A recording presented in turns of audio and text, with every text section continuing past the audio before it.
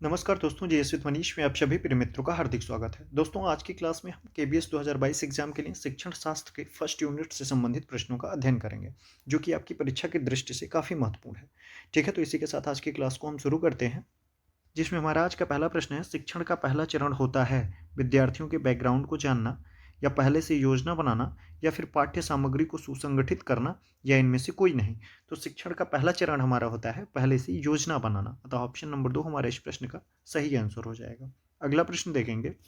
दूसरा प्रश्न कह रहा है, चिंतन के किस सिद्धांत में शारीरिक पेशीय क्रियाओं पर बल दिया जाता है? केंद्रीय सिद्धांत में, परिधीय सिद्धांत में, उपरोक्त दोनों में, या उपरोक्त में से कोई नहीं।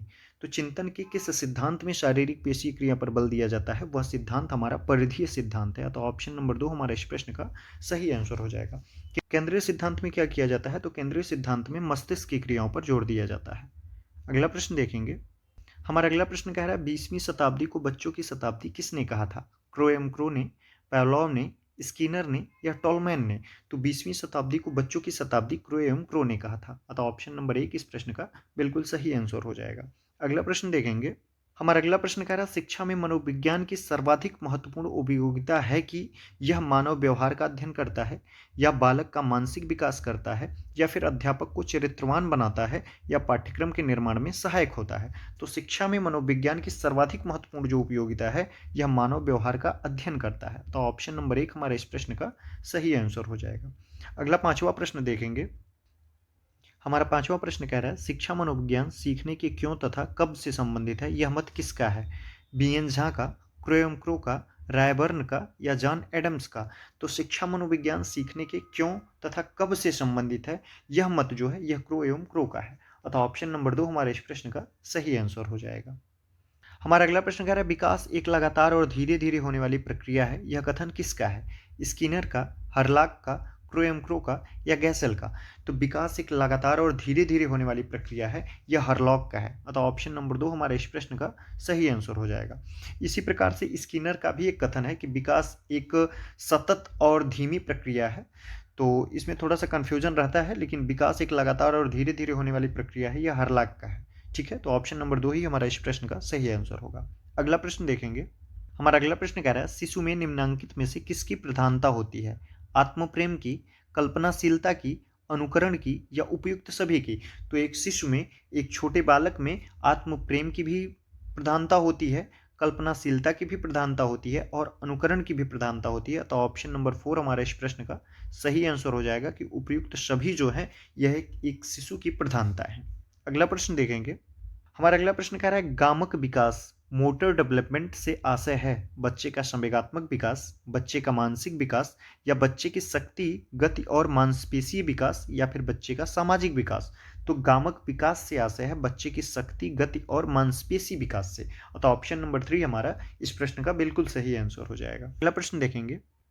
हमारा अगला प्रश्न कह रहा है, विकास के परिणाम स्वरूप नवीन विशेषताएं और नवीन योग्यताएं प्रकट होती हैं, यह कथन किसका है? गैसेल का है, हरलॉक का है, मेरेडिथ का है, या फिर डगलस या हॉलैंड का है? तो इस प्रश्न का बिल्कुल सही आंसर हमारा ऑप्शन नंबर 2 हो जाएगा कि विकास के परिणाम स्वरूप नवीन विशेषताएं और नवीन योग्यताएं प्रकट होती हैं, यह कथन हरलॉक का है। अगला प्रश्न देखेंगे। नंबर 11 हमारा कह रहा है, बालक के विकास में निम्नलिखित में से किसका प्रभाव पड़ता है? वंशानुक्रम का, वातावरण का, वंशानुक्रम तथा वातावरण दोनों का, या उपयुक्त में से कोई नहीं?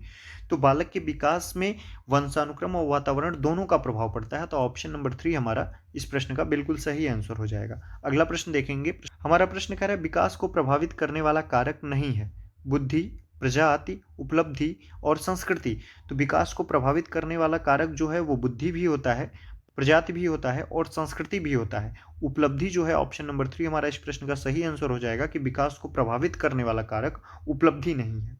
अगला प्रश्न देखेंगे। हमारा अगला प्रश्न कह रहा है, विकास की प्रमुख विशेषता नहीं है एक निश्चित क्रम, परिवर्तनशीलता, निश्चित दिशा का लक्ष्य, अभिवृद्धि?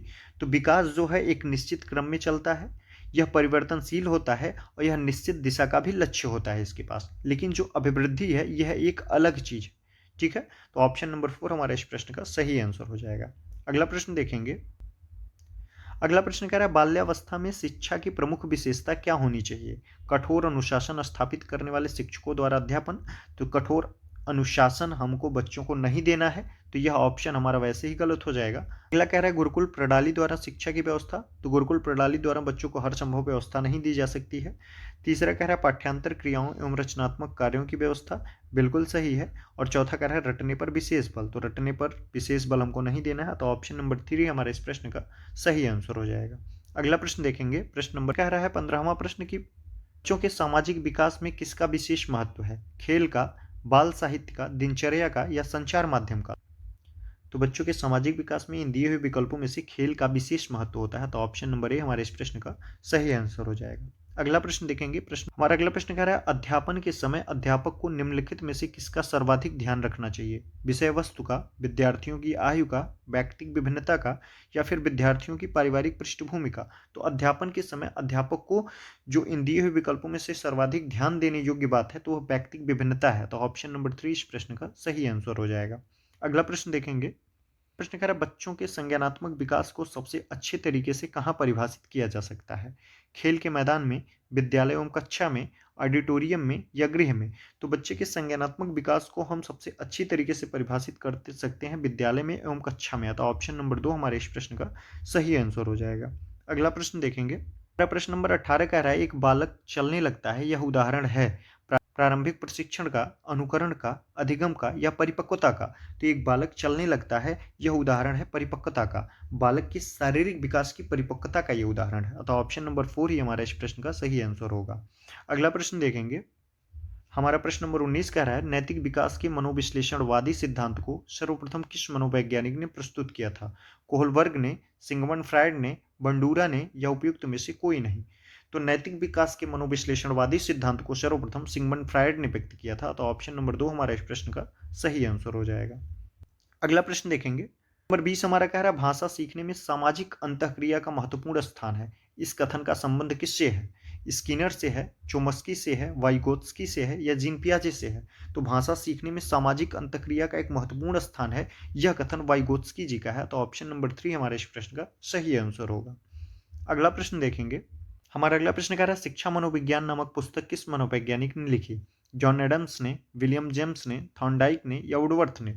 तो शिक्षा मनोविज्ञान नामक पुस्तक थॉर्नडाइक ने 1913 ईस्वी में लिखी, तो ऑप्शन नंबर 3 हमारा इस प्रश्न का सही आंसर हो जाएगा। अगला प्रश्न देखेंगे, हमारा अगला प्रश्न कह रहा है राष्ट्रीय जीवन में शिक्षा का क्या कार्य है? अंतर्राष्ट्रीय महत्व का बोध, विवेक, वाणिज्य से समझ, राष्ट्रीय संस्कृति की एकता बनाए रखना? तो राष्ट्रीय जीवन में शिक्षा का कार्य है राष्ट्रीय संस्कृति की एकता बनाए रखना, तो ऑप्शन नंबर 4 इस प्रश्न का सही आंसर हो जाएगा।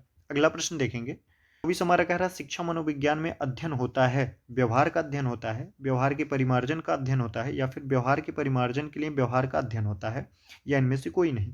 तो शिक्षा मनोविज्ञान में अध्ययन होता है व्यवहार के परिमार्जन के लिए व्यवहार का अध्ययन, तो ऑप्शन नंबर 3 हमारा इस प्रश्न का सही आंसर हो जाएगा। अगला प्रश्न 25वां कह रहा है वृद्धि एवं विकास है एक दूसरे के पूरक, एक दूसरे के समान, एक दूसरे के विरोधी या फिर इनमें से कोई नहीं? तो वृद्धि एवं विकास जो है यह एक दूसरे के पूरक होते हैं, तो ऑप्शन नंबर 1 हमारे इस प्रश्न का सही आंसर हो जाएगा। अगला प्रश्न देखेंगे, प्रश्न नंबर 26 कह रहा है वर्तमान में मनोविज्ञान है मस्तिष्क का विज्ञान, चेतना का विज्ञान, आत्म तत्व का विज्ञान या फिर व्यवहार का विज्ञान? तो वर्तमान में मनोविज्ञान का जो विषय है यह व्यवहार का विज्ञान है, तो ऑप्शन नंबर 4 हमारे इस प्रश्न का सही आंसर होगा। प्रारंभ में मनोविज्ञान का विषय क्या था? तो आत्मा था, आत्मा से मन हुआ, मन से चेतना हुआ और चेतना से व्यवहार हुआ इस समय। तो वर्तमान में मनोविज्ञान का जो विषय है वह व्यवहार का विज्ञान है। मनोविज्ञान का विषय जो रहा प्रारंभ में आत्मा रहा, फिर मन हुआ, फिर चेतना हुआ, अभी यह व्यवहार का विज्ञान है। तो ये हमारे मनोविज्ञान के विषय का विकास रहा, आत्मा, मन, चेतना, व्यवहार। अगला प्रश्न देखेंगे, प्रश्न कह रहे विकास के कितने पक्ष हैं? 3 पक्ष, 4 पक्ष, 5 पक्ष या 6 पक्ष? तो विकास के 5 पक्ष होते हैं, ऑप्शन नंबर 3 हमारा इस प्रश्न का सही आंसर हो जाएगा। कौन कौन से पक्ष हैं? तो शारीरिक विकास हो जाएगा, मानसिक विकास हो जाएगा, संवेगात्मक विकास हो जाएगा, सामाजिक विकास हो जाएगा और नैतिक विकास हो जाएगा। यह विकास के 5 पक्ष होते हैं, शारीरिक विकास, मानसिक विकास, संवेगात्मक विकास, सामाजिक विकास और नैतिक विकास। तो ऑप्शन नंबर 3 हमारा इस प्रश्न का सही आंसर होगा। अगला प्रश्न देखेंगे, हमारा अगला प्रश्न कह रहा है विकास की कितनी अवस्थाएं होती हैं? 3 अवस्थाएं होती हैं, 4 अवस्थाएं होती हैं, 5 अवस्थाएं होती हैं या 6 अवस्थाएं होती हैं। तो विकास की मुख्य रूप से 5 अवस्थाएं होती हैं। कौन कौन सी होती हैं? गर्भावस्था होती है, दूसरी शैशवावस्था होती है, तीसरी बाल्यावस्था होती है, चौथी किशोरावस्था होती है और पांचवी प्रौढ़ावस्था होती है। तो ये हमारी विकास की 5 अवस्थाएं हैं: गर्भावस्था, शैशवावस्था, बाल्यावस्था, किशोरावस्था और प्रौढ़ावस्था। अगला प्रश्न देखेंगे। हमारा अगला प्रश्न कह रहा है परिपाक काल का समय है 6 से 9 वर्ष, 3 से 6 वर्ष, 9 से 12 वर्ष या इनमें से कोई नहीं।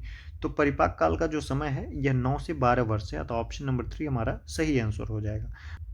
यदि हमसे प्रश्न पूछ ले कि परिपक्व काल की क्या समय सीमा है, तो वो हो जाएगा 12 से 18 वर्ष।